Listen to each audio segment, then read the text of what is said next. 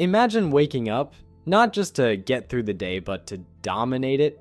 There's a fire in you, an unstoppable force pushing you to grow, create, and break limits.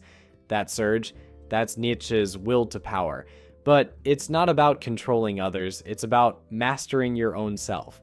So let's dive in without wasting a single second. Nietzsche wasn't just throwing around fancy words, as you all know. He was a true genius like me. He believed that the fundamental force behind everything, life, nature, even our thoughts, is the will to power. It's deeper than survival. It's not just about avoiding death or seeking pleasure. It's about striving, expanding, becoming more. Think of a tree. It doesn't just grow to survive. It stretches toward the sun, pushing through obstacles, breaking concrete if necessary. That's will to power. It's not just about staying alive. It's about thriving. Now tell me, have you ever pushed yourself to do something uncomfortable? I guess no, but that's something that Nietzsche called self-overcoming. The real battle isn't with others, it's with yourself. Every time you challenge your fears, develop a skill, or break through mental barriers, you're embodying will to power. And creativity, that's will to power too. Every artist, innovator, and thinker taps into this force. They don't just accept the world as it is, they reshape it. Nietzsche's Übermensch, the Superman, is someone who fully embraces this. They create their own values instead of following the herd. They're not waiting for permission to be great, they just are.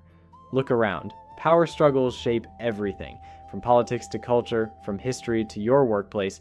Nietzsche saw two types of morality: master morality.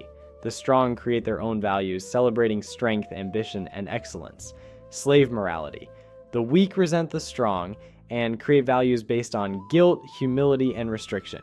Christianity, democracy, socialism. Nietzsche thought they were ways for the weak to hold back the strong. Controversial? Absolutely. But that's Nietzsche for you. Here's the wild part. Nietzsche didn't think will to power was just a human thing. He saw it in everything: nature, science, even reality itself. Ever notice how knowledge is never neutral? It's about control. We label things, categorize them, and define reality to make sense of it. Science, philosophy, and even language, they're all expressions of will to power, our way of imposing order on chaos. Now here's where Nietzsche really shook things up.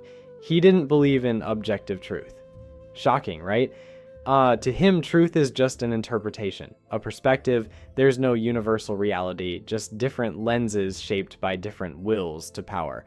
Think about debates. People don't just argue to find the truth, they argue to win, to assert their view, to impose their own meaning on the world.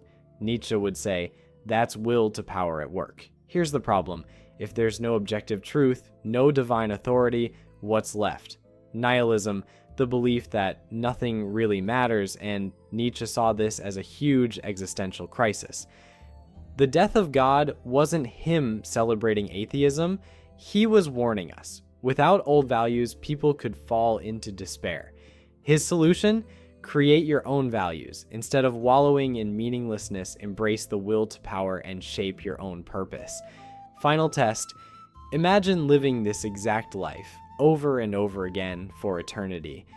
Every success, every failure, repeating forever. Would you be horrified, or would you say yes because you're living fully, embracing every moment? That's will to power in its highest form, saying yes to life, struggles, and all. Nietzsche's will to power isn't just about dominance, it's about creation, growth, and self-overcoming. It's about taking life by the horns and making it your own. So next time you push yourself beyond your limits, when you choose to create instead of consume, when you refuse to let life just happen to you, that's will to power. And Nietzsche would approve. What do you think?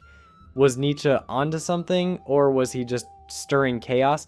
Let me know in the comments, and if you found this breakdown helpful, don't forget to like and subscribe for more deep dives into philosophy, psychology, and life itself.